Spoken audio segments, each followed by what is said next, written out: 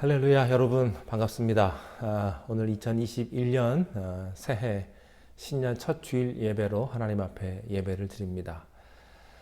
이 시간 여러분 주님 앞에 나오신 성도님들 주님의 이름으로 환영하며, 또한 이 시간 우리가 마음을 다해서 하나님 앞에 첫 주일, 신년 첫 주일 예배 하나님 앞에 드리겠습니다. 자, 우리 다 함께 기도하시겠습니다. 찬송하리로다. 하나님 곧 우리 주 예수 그리스도의 아버지께서 그리스도 안에서 하늘에 속한 모든 신령한 복을 우리에게 주시되, 곧 창세전에 그리스도 안에서 우리를 택하사 우리로 사랑 안에서 그 앞에 거룩하고 흠이 없게 하시려고 그 기쁘신 뜻대로 우리를 예정하사 예수 그리스도로 말미암아 자기의 아들들이 되게 하셨으니, 이는 그가 사랑하시는 자 안에서 우리에게 거저 주시는 바 그의 은혜의 영광을 찬송하게 하려는 것이라. 아멘.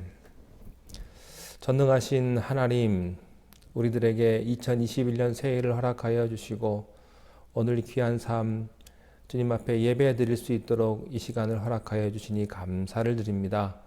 이 한 시간 주님의 나라와 주님의 이름과 주님의 뜻을 간구하는 시간이 되게 하시며, 온전히 하나님께만 영광을 돌려드리는 복된 시간으로 인도하여 주시옵소서. 예수님의 이름으로 기도하옵나이다. 아멘.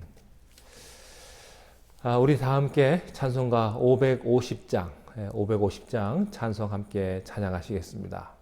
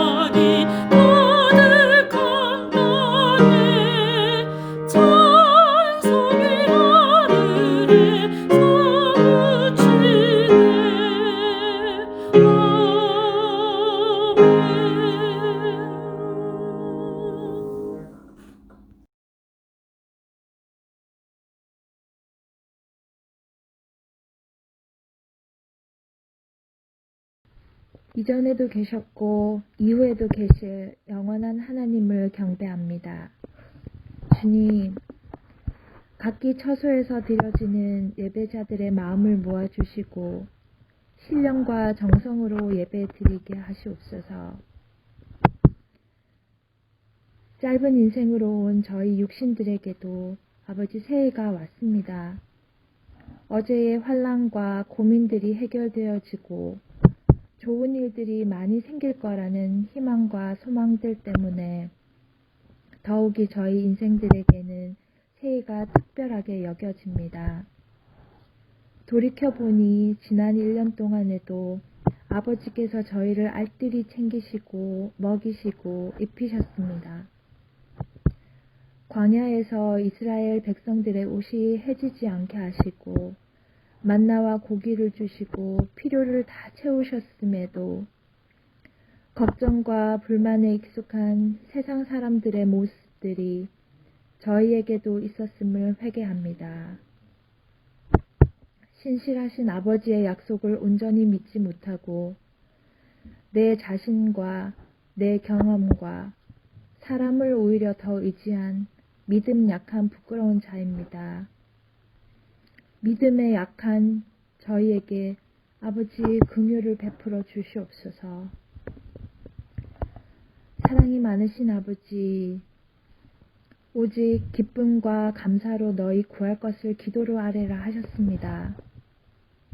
저희가 품은 소망들 가운데 주님 가장 좋은 것으로 예비하시고 또 정말 주시기를 기다리는 아버지, 매일 매 순간 저희 삶 속에 계시는 주님을 바라보고 동행하게 하소서.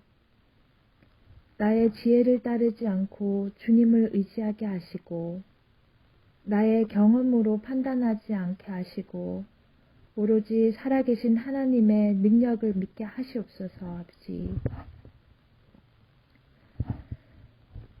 주님과의 동행을 위해 훈련하는 일을 게을리 하지 않게 하시고 내 마음이 죄가 가까워지려고 하는 순간 우리 주님의 옷자락을 붙잡을 수 있는 간절함도 주시옵소서. 시험에 들게 마옵시고 깨어서 준비하는 신부의 모습으로 살게 하소서. 또한 내 그릇 안에 감사와 기쁨이 충만하게 하소서. 감사합니다, 아버지. 오늘 하나님이 주신 말씀을 전하는 배영수 목사님 위에 하나님 손을 얹으시고 그 말씀이 살아서 역사하는 능력과 은혜를 주시옵소서. 교인들과 교회를 위한 사랑과 정성을 다함이 매 순간 주님의 영광으로 드러나는 배 목사님 부부를 아버지 축복하여 주시옵소서. 아버지, 또한 교인들을 위해 기도하는 교회의 기도회를 기억하시고 그들의 입술로 드려지는 모든 소망들이 간증이 되게 하시옵소서. 각자의 달란트로 드려지는 봉사와 희생이 기쁨으로 되게 하시옵소서. 주님, 사랑합니다. 이 모든 예배와 찬양을 거룩하신 주님 홀로 영광 받으시옵소서. 아멘.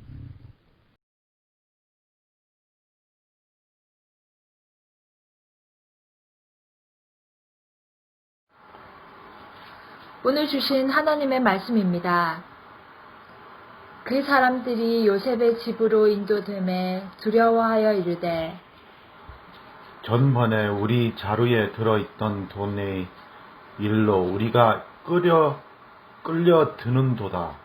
이는 우리를 억류하고 달려들어 우리를 잡아 노예로 삼고 우리의 나귀를 빼앗으려 함이로다 하고 그들이 요셉의 집 청지기에게 가까이 나아가 그 집 문 앞에서 그에게 말하여 이르되 내 주여, 우리가 전번에 내려와서 양식을 사가지고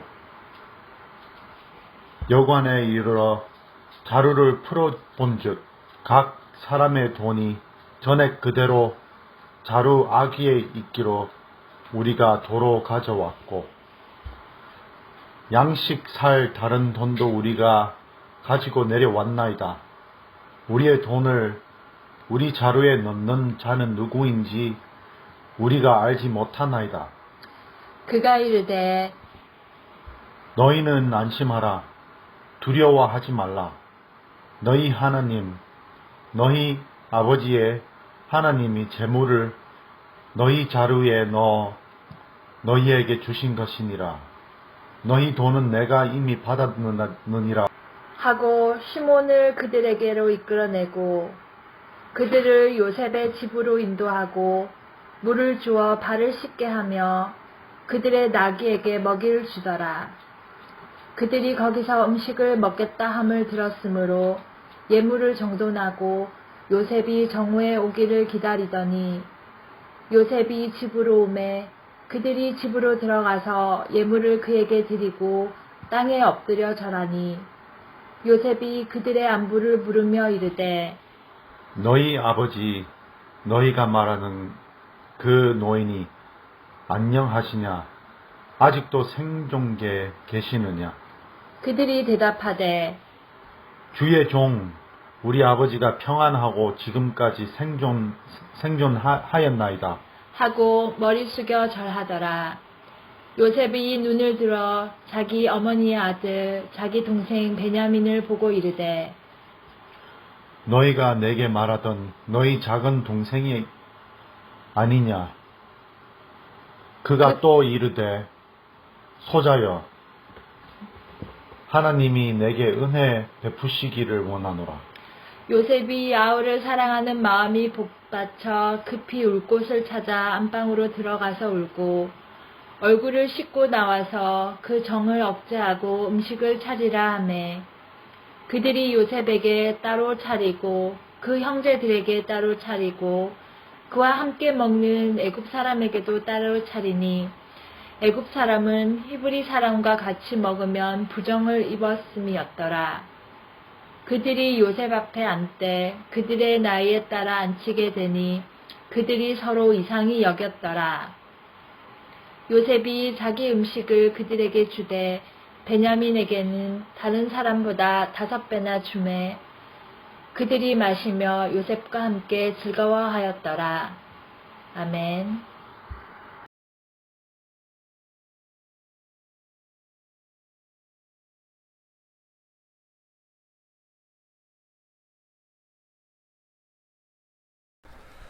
아들이 12명이었던 야곱이 가장 사랑했던 아들은 요셉이었습니다. 그러나 슬프게도 그 요셉을 잃고 난 이후에 그 사랑은 막내 베냐민에게로 갔습니다. 베냐민을 향한 사랑과 집착은 요셉보다 더 크게 작용을 했습니다.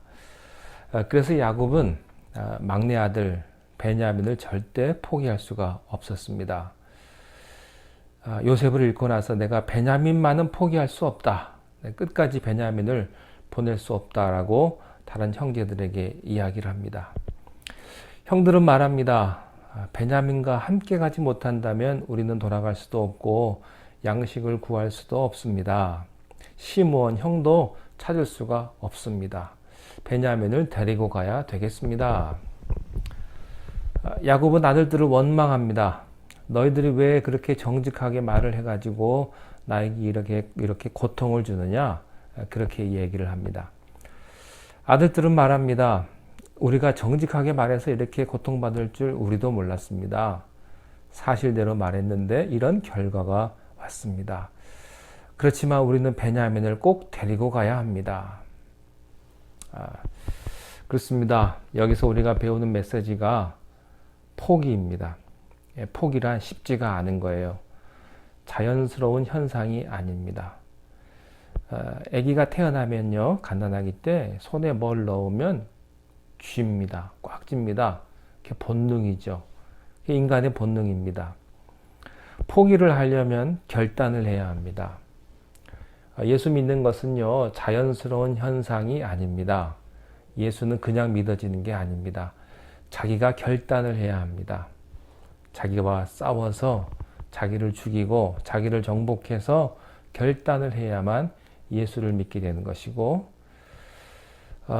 그렇게 아끼고 사랑하고 좋아하는 것을 어떻게 포기할 수가 있겠습니까? 그러나 놀라운 사실은요, 그렇게 어렵고 힘든 것을 포기했을 때 자유가 온다는 것입니다. 포기하면 하나님이 보입니다. 야곱이 베냐민을 포기할 때 하나님을 찾습니다. 그리고 그는 사람을 의지하지 않고 기도하는 것을 배우기 시작을 합니다. 이것이 포기의 위대성입니다. 헌신이란 무엇입니까? 헌신은 포기할 때 헌신이 생기는 것입니다. 자기가 가질 것 다 가지고 취할 것 다 취하고는 헌신은 이루어지지 않습니다. 헌신은 어떤 의미에서 손해를 보는 것입니다. 헌신은 어떤 의미에서 포기를 하는 것입니다.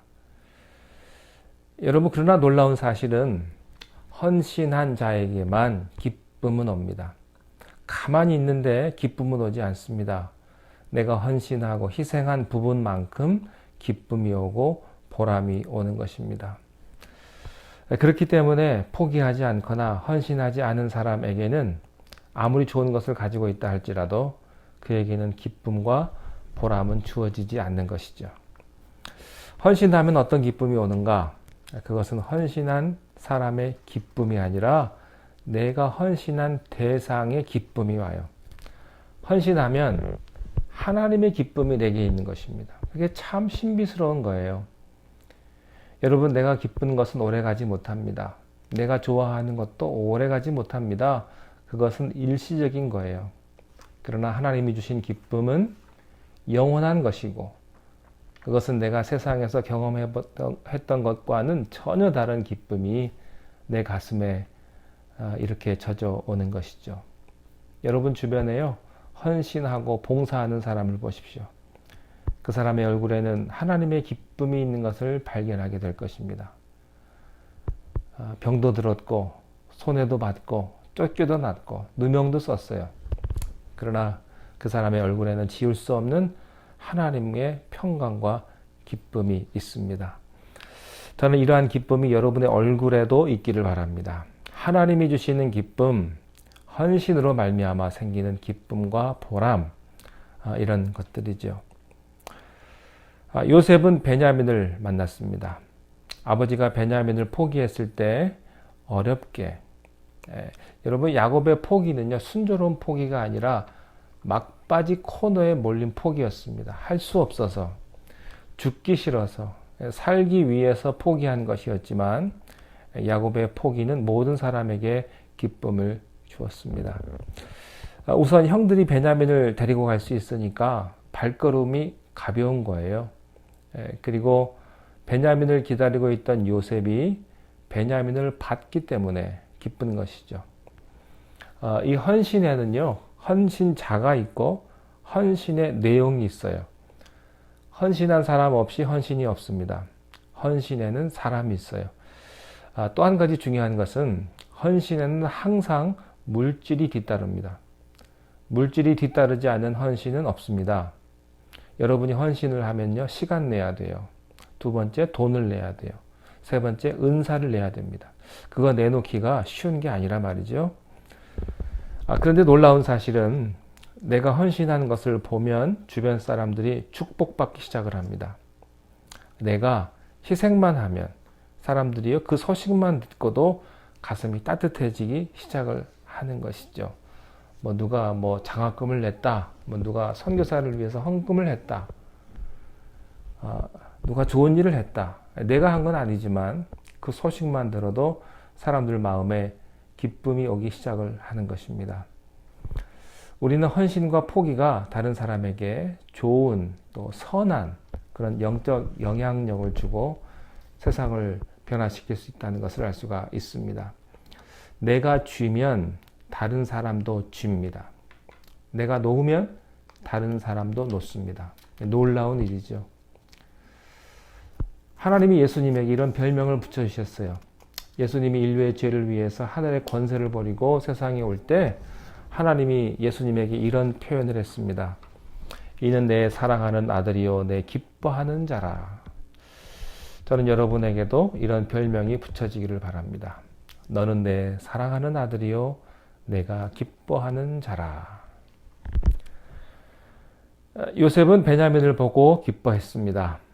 하나님은 여러분의 헌신을 보고 기뻐하십니다. 포기할 수 없는 그것을 포기한 것을 보고 하나님은 기뻐하십니다. 요셉은 어쩔 줄을 몰랐습니다. 너무 기뻐서. 반대로 한번 이렇게 생각을 해보십시오. 만약에요, 아버지 야곱이 베냐민을 보내지 않고 고집을 부렸더라면 어떤 일이 생겼을까요? 형들의 발걸음은 무거웠고 아마 도살장에 끌려가는 그런 모습이었을 겁니다. 또 요셉이 베냐민이 없는 형들만 봤다면 요셉은 굉장히 분노했을 거예요. 이게 헌신입니다. 헌신은 모든 사람의 마음을 녹이는 것이고 내가 포기하고 내가 손해보고 내가 희생하는 그것이 작은 것 같지만 열매는 엄청나게 크다는 사실을 우리는 여기서 발견하게 되는 것입니다. 요셉은 베냐민을 보고 너무나 기뻤어요. 그래서 그는 자기 청지기를 지켜서 오찬을, 만찬을 아주 잘 준비를 하게 합니다. 형들을 초청하라. 내가 오늘 만찬을 베풀어서 내 형들과 함께 식사를 하고 그리고 그렇게 꿈에 그리던 내 혈육인 베냐민과 함께 만찬을 하리라. 근데 참 재밌어요.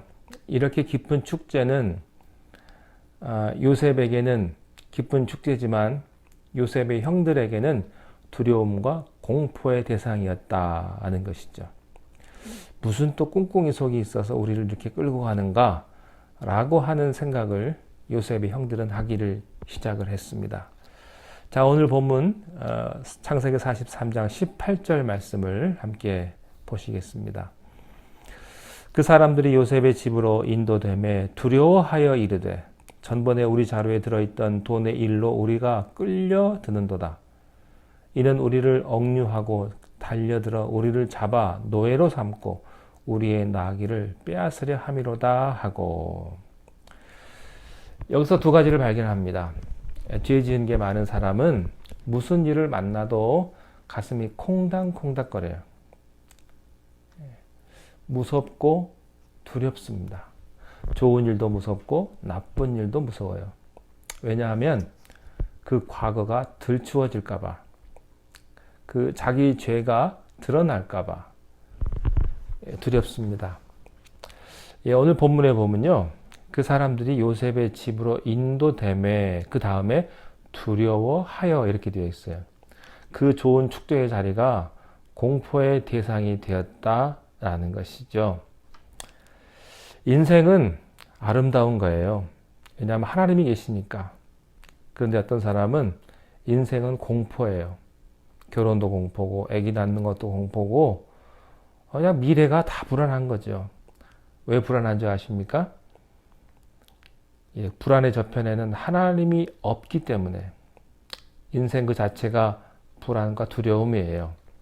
죽음에 대한 두려움, 미래에 대한 두려움, 자신이 없어요. 그래서 그 사람이 쥐고 있는 것은요, 현실밖에 없습니다. 돈만 쥐고 있어요. 여러분, 돈은 가지면 가질수록 불안해집니다. 그러나 하나님을 믿으면 평안이 옵니다. 요셉의 형들은 불안해지기 시작을 했습니다. 왜냐하면 그들의 과거가 있었기 때문에 그 과거에 대한 죄책감, 그 과거에 대한 상처가 그들을 불안하게 만든 것입니다. 어떤 사람들은요, 교회에 와도 불안한 사람이 있어요. 하나님을 믿으면서도 불안한 사람이 있습니다. 왜 그런지 아세요? 여러분의 과거의 상처와 죄책감이 치유되지 않았기 때문에. 저는 여러분의 모든 과거가 예수님의 이름으로 모두 다 치유가 되고 회복되시기를 바랍니다. 반대로요, 죄가 없는 사람은요, 무슨 일을 만나도 어떻습니까? 떳떳합니다. 죄가 없으니까. 좋은 일을 만나도 좋고 나쁜 일을 만나도 이 사람의 양심이 괴롭지가 않는 거죠. 오늘 18절에서 발견하는 게 또 있어요. 그것은 요셉의 집으로 초대되어 가는 길에 형들은 두려움에 사로잡혔고, 두려움에 사로잡히니까 무슨 일이 생깁니까? 불길한 상상력을 동원합니다. 하나님이 없으면 불안해지고, 불안해지면 그 아주 불길한 상상력, 좋지 않은 이해감을 갖습니다. 오늘 여러분들 예수 이름으로 불길한 상상력이 다 사라지시기를 바랍니다. 내 미래는 축복이다. 이렇게 생각하세요. 하나님은 나를 사랑하시고 축복하신다. 모든 일은 다 잘 될 것이다. 이런 생각이 들어야 될 텐데, 어떤 사람은요, 자기의 미래를 자기가 다 닫고 있는 사람이 있어요. 자 보십시오. 요셉의 형들은 어떤 불길한 상상력을 만듭니까? 첫째는 우리를 이렇게 부르는 것은 부를 이유가 없죠. 근데 우리를 이렇게 부르는 것은 그 자루에 들어있던 돈을 우리가 훔쳤다고 우리를 도둑놈으로 몰기 위해서일 거다. 그게 가능성이 있죠. 그 다음에 그렇게 되면 우리를 스파이로 몰고 도둑놈으로 몰아가지고 우리를 감옥에 집어넣을 거다. 이런 상상력을 발휘합니다. 그렇게 상상을 하니까 그 다음에 그러면 감옥에 집어넣고 넣은 다음에 우리의 운명은 어떻게 될 것인가? 노예로 팔려가게 될 것이다. 그러면 어떻게 되는가? 우리가 가져왔던 낙이고 뭐고 다 압수해 갈 것이다. 예, 그러니까 갑자기 더 무서워지고 불안해지고 미래가 캄캄해지기 시작을 한 것이죠. 이렇게 즐거운 날에 이렇게 좋은 초대를 이 사람들의 마음은요 불안하게 만든 것입니다. 자, 그렇다면 여러분들에게 이런 질문을 드리고 싶어요. 이 사람들이 상상한 게 사실입니까? 아닙니까? 아니죠. 그러면 그 불행한 미래를 누가 만들었습니까? 자기가 만들었어요. 예, 불행한 미래는 여러분이 만들고 있어요. 여러분이 여러분의 미래의 창을 닫고 여러분의 미래를 불황하게 만들어가는 장본인이 바로 여러분이라는 거예요. 여러분, 우리에게는 천국이 있음을 믿으십시오. 죽으면 천국 갑니다. 하나님은 여러분을 사랑하시고 여러분을 위한 놀라운 계획을 가지고 계심을 믿으십시오. 현재의 고난은 장차 올 영광과 좋게 비교할 수 없다는 사실을 믿으시기 바랍니다. 나는 잘 될 거다. 그렇게 믿으세요. 그렇게. 하나님이 내 미래를 축복해 주실 거다. 지금 고통이 있고 또 해석이 되지 않지만은 모든 것이 합력하여 선을 이루어 주실 거다. 이게 믿음의 발상법이에요. 믿음을 가진 사람들은 이렇게 자기의 미래에 대해서 긍정적인 자화상을 가지고 미래에 대해 밝은 기대와 비전과 환상을 갖는 거죠. 이런 사람은요, 얼굴에 빛이 나고, 이런 사람은 자신감이 가득 차고, 또 이런 사람은 모든 사람들을 위로해주고 축복을 나누어 줄 수 있단 말이죠. 저는 여러분들이 그런 사람이 되시기를 축원합니다. 예, 믿음은 확신을 주고, 확신은 긍정적인 환상을 갖는다. 불신앙은 불안을 만들고, 불안은 최악의 사태를 자기가 조작해서 상상한다는 것이죠. 이런 사실을 요셉의 형들에게서 발견하게 됩니다. 자, 그 다음 19절부터 22절 말씀까지 보겠습니다. 그들이 요셉의 집 청지기에게 가까이 나아가 그 집 문 앞에서 그에게 말하여 이르되 내 주여 우리가 전번에 내려와서 양식을 사가지고 여관에 이르러 자루를 풀어본즉 각 사람의 돈이 전에 그대로 자루 아귀에 있기로 우리가 도로 가져왔고 양식 살 다른 돈도 우리가 가지고 내려왔나이다. 우리의 돈을 우리 자루에 넣은 자는 누구인지 우리가 알지 못하나이다. 자, 여기 보면요, 요셉의 형들이 지레 겁을 먹고 요셉도 아니고 요셉의 청지기한테 이실직고를 합니다. 그런데 여기 보면요, 그들이 말한 내용이 진실입니까? 거짓입니까? 아니면 거짓이 약간 섞인 진실입니까? 진실입니다. 여기 보면 하나도 숨기는 게 없어요. 원래 요셉의 형제들이요, 이런 사람들일까요? 아니죠. 이 요셉의 형제들의 그 과거를 보면요, 지저분합니다.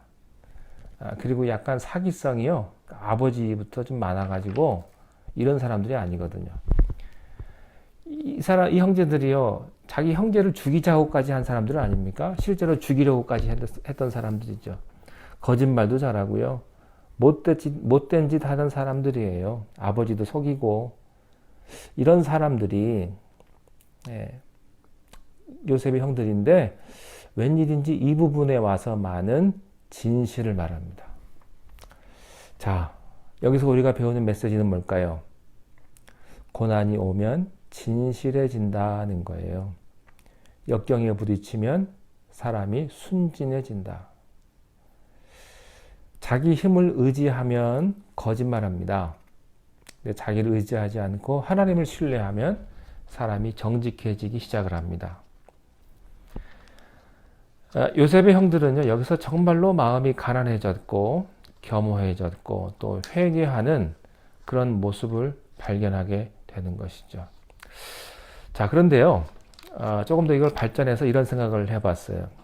사람이요, 건강하고 돈도 잘 벌고 만사가 잘 되면 회개할까요? 하나님 앞에 올까요? 그렇지 않죠. 절대 회개 못합니다. 환경이 좋고 모든 일이 잘 되면 그때 회개하면 참 좋겠는데요. 인간은 매맞고 죽음 앞에 서고 암에 걸리고 이런 딜레마에 빠져야 솔직해지고 건강해진단 말이죠. 여기에 하나님이 고민이 있습니다. 그래서 하나님은 할 수 없이 병 주고 약 주고 할 수밖에 없는 거죠. 아니, 좀 잘해줄 때 잘하면 참 좋겠는데 좀 얻어맞고 혼 좀 나야 그래야 하나님 찾고 기도하고 한단 말이죠. 그냥 평소에 잘하면 얼마나 좋겠어요. 그런데 인간은요, 그런 존재가 아니에요. 인간이 그렇게 멋있는 그런 선한 존재가 아니란 말이죠. 만약에요, 요셉의 형들이 이런 과정, 요셉이 자기를 감추고 형들에게 했던 그런 말, 그런 행동들, 이런 거 없이 그냥 요셉이 그냥 다 형들을 받아들였다면 그러면 그 형들이 회개했을까요? 절대 그렇지 않습니다. 그리고 이 형들은 좀 약간 사기성이 있는 집안이기 때문에 이 집안이 동생의 권력을 얻고 별짓 다 했을 거예요. 동생이 좀 높은 사람입니까? 형들은 충분히 그러고도 남을 사람들이죠. 자, 그런데 이런 모델을 구약의 이스라엘 백성들에게서 발견할 수 있습니다. 하나님이 이스라엘 백성들을 사랑하셔서 애굽에서 종살이 할 때 그들을 건져내십니다. 홍해가 갈라지는 기적을 통해서 그들은 애굽에서 탈출합니다. 그런데 2주일이면 갈 만한 젖과 꿀이 흐르는 가나안 땅을 몇 년 동안 갔는 줄 아십니까? 무려 40년. 광야에서 하나님은 안 보내주십니다. 왜 그럴까요? 광야는 사람이 살만한 것이 아닙니다. 그게 광야죠. 태양이 장렬하는 뜨거운 낮, 그리고 영하로 떨어지는 추운 밤, 먹을 게 없고 물이 없어요. 그게 광야입니다. 오죽하면요, 그 바위가 그렇게 가는 모래가 됐겠습니까? 그런 데서 무려 40년을 살아야 하는 고통을 왜 하나님께서 허락하시냐 이거예요. 이 말씀에 대해서 신명기 8장 2절에서는 간단하게 두 가지로 대답을 주십니다. 신명기 8장 2절입니다. 내 하나님 여호와께서 이 40년 동안에 내게 광야길을 걷게 하신 것을 기억하라. 이는 너를 낮추시며 너를 시험하사 내 마음이 어떤지 그 명령을 지키는지 지키지 않는지 알려 하심이라. 두 가지가 있습니다. 첫째는 너를 낮추시며, 하나님은 우리에게 고난을 주시고 광야의 길을 걷게 하신 데는 첫째 목적은요, 너를 낮추시는 목적이십니다. 인간은요, 죄로 말미암아 본의 아니게 굉장히 교만해져 있어요. 여러분, 교만이 뭐예요?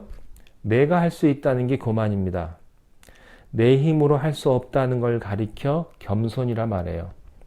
여러분, 겸손이라는 것은 자기를 낮추는 것이라기보다는요, 그리스도를 바라본다는 것이에요. 그게 겸손입니다. 인간은 본질적으로 겸손하지 않아요. 하나님의 목적은 여러분 자신입니다. 일이 아니고요, 봉사가 아니에요. 하나님은 여러분 자신을 사랑하시고 여러분에게 관심이 있어요.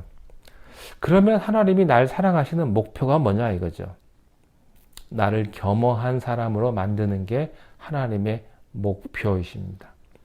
겸손한 인간으로 만드는데 하나님의 목표가 있단 말이죠.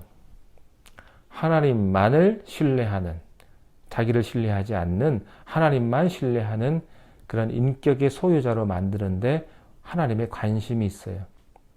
예수님께서요, 산상설교 맨 처음 하신 말씀은 이겁니다. 마음이 가난한 자는 뭐가 있어요? 복이 있다. 이것이 천국 백성의 첫 번째 성품이에요. 하나님의 관심은 여러분을 겸손한 사람으로 만드는 데 있다. 두 번째입니다. 그럼 하나님의 두 번째 관심은 뭐냐? 광야에 오래 사느냐, 잘 먹고 사느냐 이런 문제가 아니에요. 여러분이 하나님의 말씀에 순종하는지 안 하는지를 알려하려 하심이라. 순종입니다. 세상에서 제일 어려운 단어가 두 단어예요. 겸손과 순종입니다. 이거 하면 광야 생활은 끝나요. 다시 말씀드리면 고난은 끝난다는 이야기입니다. 저는 여러분들의 훈련이 광야 같은 고난의 훈련이 40년이 아니라 4년으로 좀 줄이시기 바랍니다. 방법은 간단합니다. 겸손하면, 자기를 낮추면, 그리고 어떤 상황에서든지 하나님의 말씀에 순종하면 천국을 이미 이룬 사람인 것이죠. 자, 본문의 23절과 24절 말씀을 함께 보시겠습니다. 그가 이르되 너희는 안심하라. 두려워하지 말라. 너희 하나님 너희 아버지의 하나님이 재물을 너희 자루에 넣어 너희에게 주신 것이니라. 너희 돈은 내가 이미 받았느니라 하고 시므온을 그들에게로 이끌어내고 그들을 요셉의 집으로 인도하고 물을 주어 발을 씻게 하며 그들의 나귀에게 먹이를 주더라. 청지기는 그 말을 듣자마자 요셉의 형들에게 안심하십시오. 그것은 당신들이 무슨 잘못한 게 아니고 하나님이 그 돈을 거기다 집어넣은 겁니다. 이렇게 해석을 해줍니다. 그리고 감옥에 있는 형님이 여기 있습니다. 그리고 발을 좀 씻으십시오. 당신들의 나귀는 얼마나 피곤하겠습니까? 나귀에게도 물을 좀 먹이십시오. 자, 이렇게 말을 합니다. 자, 그런 일이 여러분에게도 일어날 줄로 믿습니다. 이것이 정직한 자에게 주어진 대가였다. 진실한 자에게 주어지는 대가가 있습니다. 긍휼히 여기는 자는 긍휼히 여김을 받을 것이요. 여러분이 하는 대로 보상을 받습니다. 여러분 이 사실을 믿으십시오. 여러분 남에게 선을 베푸십시오. 좋은 일 많이 하십시오.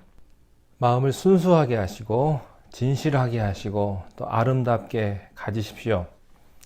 에이, 목사님이 아직 젊어서 세상을 몰라서 그런데 그러면 못 삽니다. 아닙니다. 여러분 성경은 우리에게 말씀합니다. 남에게 대접받고자 하는 대로 남을 대접하라. 베풀어라. 긍휼을 베풀어라. 진실하게 살아라. 그것이 최선의 축복이다. 이렇게 말씀하십니다.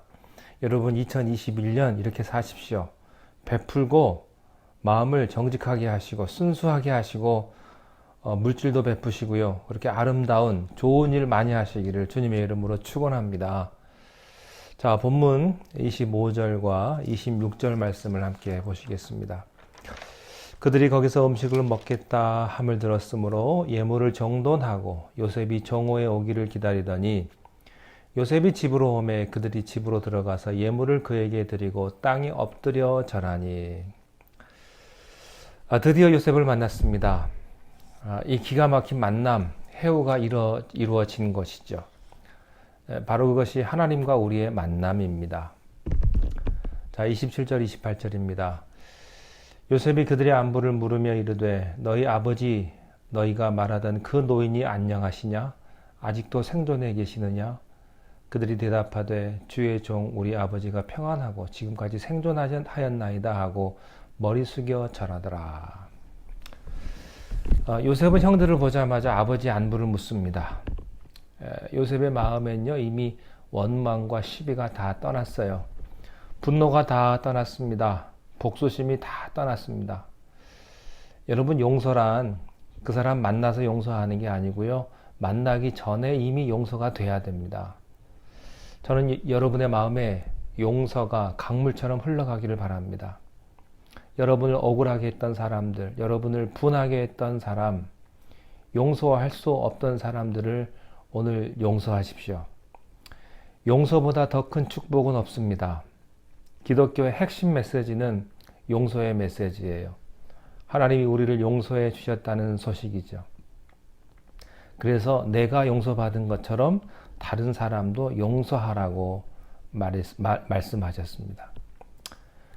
사람은 용서받는 것만큼 남을 용서합니다. 용서를 못하면 분노가 쌓이게 됩니다. 복수심이 쌓이게 됩니다. 그것은 내 인생의 미래를 막는 장애물인 것입니다. 요셉은 형들을 다 용서했습니다. 아버지에 대한 그 변함없는 애정과 사랑이 있어요. 이 요셉이요, 참 위대한 게 이 아버지 자격이 없는, 참 아버지가 사기꾼 같잖아요. 자격 없는. 근데 그 아버지를 사랑하고 용서해요. 이 야곱은요, 아버지 야곱은요, 아버지 구실 제대로 못한 사람입니다. 그러나 그것과 상관없이 요셉은 아버지를 사랑하고 아버지를 그리워합니다. 아버지가 안녕하시냐? 아버지가 생존해 계시냐라고 질문을 하는 것이죠. 자, 29절입니다. 29절부터 31절까지 말씀을 보겠습니다. 요셉이 눈을 들어 자기 어머니의 아들 자기 동생 베냐민을 보고 이르되 너희가 내게 말하던 너희 작은 동생이 이 아이냐? 그가 또 이르되 소자여 하나님이 내게 은혜 베푸시기를 원하노라. 요셉이 아우를 사랑하는 마음이 복받쳐 급히 울 곳을 찾아 안방으로 들어가서 울고 얼굴을 씻고 나와서 그 정을 억제하고 음식을 차리라 하매. 자, 이제 아버지 안부를 물은 요셉은 자기의 막내 동생, 친동생 베냐민에게 눈길을 돌립니다. 네가 베냐민이냐? 근데 거기를 보면요, 거기 표현해 보면 요셉이 눈을 들어, 그리고 그 다음에 그 표현을 잘 보셔야 합니다. 거기 중요한 메시지가 숨어 있어요. 뭐라고 표현하냐면 자기 어머니의 아들 이렇게 되어 있습니다. 야곱이 12형제가 있는데 한 뱃속에서 태어난 형제는 요셉과 베냐민이 한 어머니예요. 그러니까 다른 형제들은요 다 배다른 형제죠. 요셉이 자기 어머니, 그 다음에 뭐라고 하냐면요 자기 동생이라는 표현을 써요. 이 베냐민에게 이 표현을 하는 거예요. 이런 마음을 갖는 것입니다. 자기의 어머니 뱃속에서 태어난 자기 동생. 여러분 동생이 있으십니까? 내 동생. 자, 그러니까 요셉이요 다른 형제들을 다 용서하고 사랑했는데 요셉이 형들을 사랑하는 거하고 베냐민을 사랑하는 거하고 같을까요? 다를까요? 다르죠. 같은 형제지만 질이 다른 거예요. 질이. 다른 질의 애정을 요셉은 베냐민에게 갖고 있었다. 자, 요셉이요 형들을 보고 울었습니까? 아니면 안 울었습니까? 네, 울긴 우는데 그냥 찔끔 울다 말았죠. 자, 그런데 베냐민을 보니까 견딜 수가 없었어요. 가슴이 타서. 그래서 그는 안방으로 얼른 들어가서 실컷 울고 또 화장실 가서 닦고 안 운 척하고 돌아왔다. 그런 얘기 아닙니까 이게? 얼굴을 씻고 그 정을 억제했다. 이렇게 되어 있습니다. 여기서요 아주 중요한 메시지를 발견합니다. 여러분 자기 혈육에 대한 정은요 특별한 거예요. 피부치죠, 피부치. 오래전에 한 80년 정도 된 것 같습니다. 그때 남북 이산가족 찾기 무슨 KBS 방송국에서 방송을 했는데요. 거기 헤어진 가족들을 만나면요 표정 관리가 안 돼요. 그냥 울고 불고 누구야 하면서. 왜 그래요? 피부치니까. 이게 좀 달라요. 다른 사람이 그러면 그냥 안 됐다 정도 생각을 합니다. 요즘에 코로나 때문에 많은 교회의 성도들이 죽어요. 하늘나라로 가는데 여기 한인교회에서는 코로나 환자가 없었는데요. 최근에 다른 중부 지역에 있는 우리 같은 교단에 있는 교회에서 교회 성도들이 코로나 때문에 걸려가지고 돌아가신 분이 있더라고요. 느낌이 달라요. 예. 여러분, 내 가족, 내 푸부치가 죽는 거 하고요. 전혀 모르는 사람이 죽는 거 하고요. 같을까요? 다를까요? 다르죠. 그렇게 자기 피부치냐 아니냐, 나와 관계가 있느냐 없느냐가 굉장히 중요한 겁니다. 여러분, 이게요. 전혀 다른 질의 사랑이다 말이죠. 보통 사랑은 착한 일을 하면 상 주고 잘못한 일을 하면 벌 주죠. 그러나 다른 질의 사랑에 있어서는 착한 일을 하면 상 주지만 잘못한 일이 있어도 뒤집어 쓰고 감싸고 내가 대신 책임지는 것이 다른 질의 사랑이에요. 부부는 그게 잘 안 됩니다. 남편이 잘못했을 때 부인이 다 감싸고 넘어가느냐? 그게 어려워요. 부인이 잘못했을 때 남자가 다 그러냐? 그게 안 돼요, 잘. 그래서 뭐 이혼도 하잖아요. 그런데 자식은 다른 것 같아요. 자식이 잘못했을 때는요, 부모는 그 아이의 허물을 들춰내기보다는 몸으로 감싸는 거죠. 그게 부모죠. 이게 다른 질의 사랑이다 말이죠. 그렇습니다. 하나님이 우리를 사랑한 것은 착한 일 하면 상 주고 나쁜 일 하면 벌 주는 그런 하나님이 아니라 말이죠. 그건 우리 하나님이 아니에요. 그분은요, 우리하고 상관없는 하나님이시죠. 만약에 그렇다면. 우리 하나님은 우리를 자기 형상대로 만드셨어요. 마치 부모가 자식을 낳았는데 그 DNA가 아이에게 있잖아요. 닮았죠. 예. 생각 없이 끌리고 이유 없이 끌리고 무조건 사랑하지 않습니까? 자기 자식을 잘하고 못하고 상관없이 그냥 쏟아 부어주는 게 부모의 사랑이죠. 하나님의 DNA가 인간 안에 있다니까요. 우리가 잘하고 못하고 상관없이 하나님은 우리를 사랑하세요. 오죽했으면 자기 아들을 십자가에 내어주면서까지 우리를 사랑하셨겠습니까? 이게 하나님의 사랑입니다. 하나님의 사랑. 요셉이 베냐민을 보면서 뛰쳐나가서 눈물을 흘리고 다시 돌아온 거는 다른 배다른 형제들을 사랑한 거하고는 다르단 말이죠. 사랑하는 성도 여러분, 하나님이 그런 사랑으로 여러분을 사랑하십니다. 자, 32절, 33절을 보겠습니다. 그들이 요셉에게 따로 차리고 그 형제들에게 따로 차리고 그와 함께 먹는 애굽 사람에게도 따로 차리니 애굽 사람은 히브리 사람과 같이 먹으면 부정을 입음이었더라. 그들이 요셉 앞에 앉되 그들의 나이에 따라 앉히게 되니 그들이 서로 이상히 여겼더라. 자, 이제 만찬이 시작이 됐습니다. 정결법에 의해서 의자를 다 따로 앉았습니다.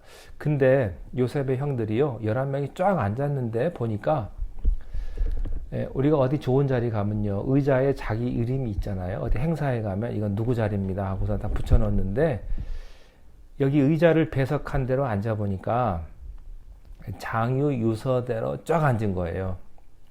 놀란 게 누굴까요? 형제들이겠죠. 저 사람들이 우리를 어떻게 알고 이렇게 순서대로 앉게 했나? 그들이 서로 이상히 여겼더라. 요셉이 다 알고 계획한 대로 한 거죠. 요즘 유행하는 말로 요셉은 다 계획이 있었어요. 그래요. 우리가 이상한 것은요, 하나님의 계획 중에 하나입니다. 자, 34절입니다. 요셉이 자기 음식을 그들에게 주되 베냐민에게는 다른 사람들보다 5배나 주매 그들이 마시며 요셉과 함께 즐거워하였더라. 만찬이 시작이 됐고 음식이 다 제공됐습니다. 근데 베냐민의 식탁 앞에는 형들 거보다 몇 배나 더 많을까요? 5배. 왜 그럴까요? 다른 질의 사랑이기 때문에. 형들도 사랑해요. 그러나 요셉은 한 배에서 태어난 베냐민을 다른 질의 사랑을 하기 때문에 그의 식탁에는 다른 형제보다 5배나 있었다. 여러분의 식탁에는 몇 배가 많습니까? 5배가 많은 줄로 믿습니다. 이게 하나님의 사랑을 깨닫는 것이 바로 이런 거죠. 쉽게 말하면 보너스 500%. 제가 전도사 때 교회에서 이 사례를 봤는데요. 가봉 보너스 있지 않습니까? 가봉을 명절이나 이렇게 신년 때 가봉을 주는데 그때 얼마나 좋던지 모르겠더라고요. 예. 여러분, 보너스가 500%인 줄 믿습니다. 하나님의 구원받는 백성들에게는 세상 사람들이 알지 못하는 비밀 보너스가 있다. 네, 그런 축복이 있는 줄로 믿습니다. 기도하겠습니다. 하나님 아버지, 요셉이 베냐민을 특별히 사랑한 것처럼 하나님은 우리를 특별한 사랑으로 사랑하시는 줄 믿습니다. 감사합니다. 주님, 예수님의 이름으로 기도하였습니다. 아멘.